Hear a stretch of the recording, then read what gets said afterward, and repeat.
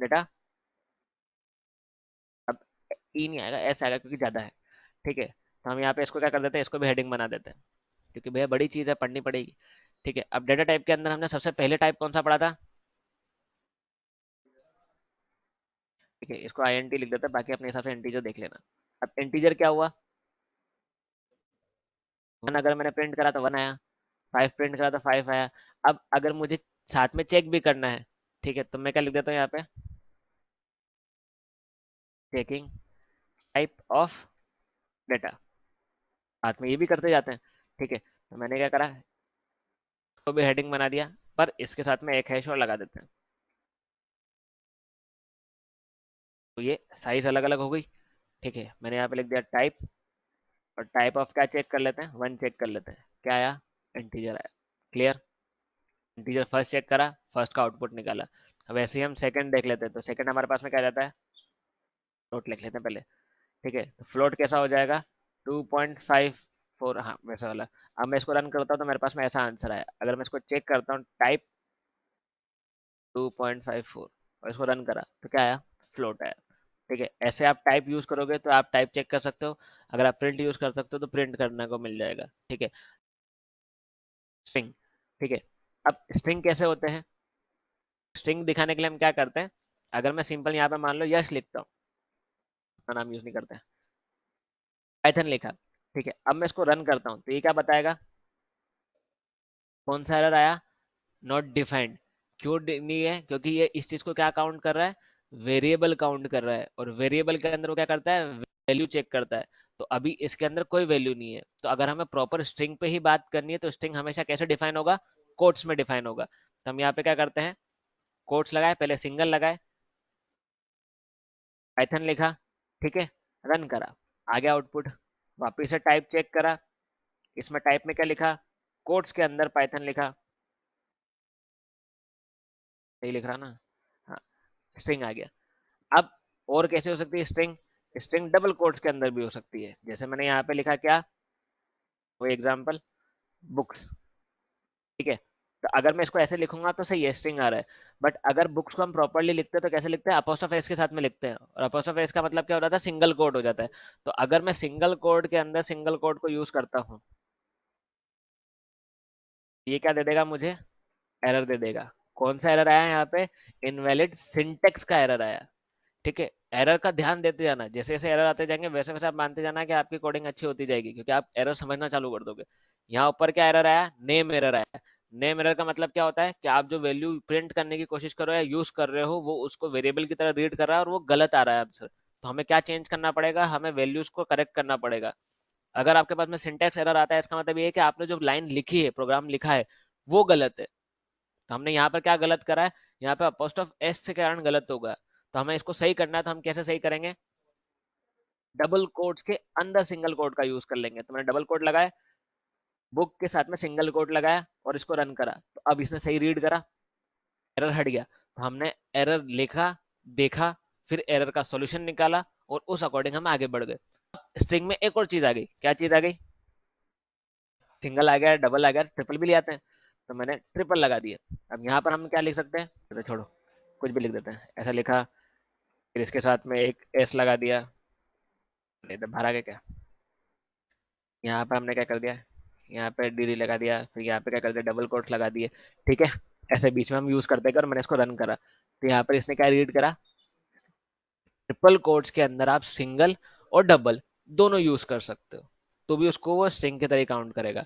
तो सीक्वेंस कैसे रखेंगे, सिंगल, उसके अंदर कोई कोट्स नहीं आने चाहिए, डबल के अंदर सिंगल चल जाएगा, ट्रिपल के अंदर सिंगल और डबल दोनों चल जाएंगे।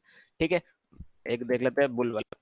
ठीक है, अब बुल के अंदर क्या हो जाता है, जैसे हमारे पास में यहाँ पर सिर्फ दो ही वैल्यू होती है, कौन कौन सी होती है, इसमें यहाँ पे लिख देते हैं, हाँ सिंपल, यहाँ पे लिख देते हैं, या तो ट्रू होगा या फॉल्स होगा, इसे ही हम बुलियन बोलेंगे। ठीक है, अब यहाँ पर क्या हुआ, अगर मैं टाइप चेक करता हूँ इसका, सिर्फ ट्रू का, ये क्या देगा, हैशटैग पाइथन इज केस। ठीक है, वो करेक्ट करके भेज दूंगा। रन करा तो हमारे पास में एरर आया, क्यों आया? क्योंकि अगर आपने इस तरीके से लिखा है तो वो उसको वेरिएबल की तरह रीड कर रहा है वापस से, और इस वेरिएबल के अंदर कोई वैल्यू नहीं है, तो फिर हम उसको कैसे रीड करवाएंगे? तब हम उसको प्रॉपरली रीड करवाएंगे टाइप, और इसके अंदर कैपिटल TRUE, और रन करा, तब हमारे पास में बोला है। वैसे ही हमने चेक करा टाइप, और यहाँ पर हमारे पास में क्या आया? फॉल्स लिख देते हैं, तो FL ऐसे। यहाँ पर ट्रू का T कैपिटल है, फॉल्स का F कैपिटल है। एक और ऑप्शन आता है हमारे पास में कि जैसे अगर मैं किसी चीज का टाइप चेक करता हूँ, मैंने लिखा टाइप, ठीक है, और मैंने यहाँ पे क्या लिख दिया, मान लो मैंने लिखा 2, तो इसका वैल्यू क्या आएगी? इंटीजर आएगी। अगर मैं 2A लिखूं तो क्या आएगा? एरर आएगा। कौन सा एरर आएगा?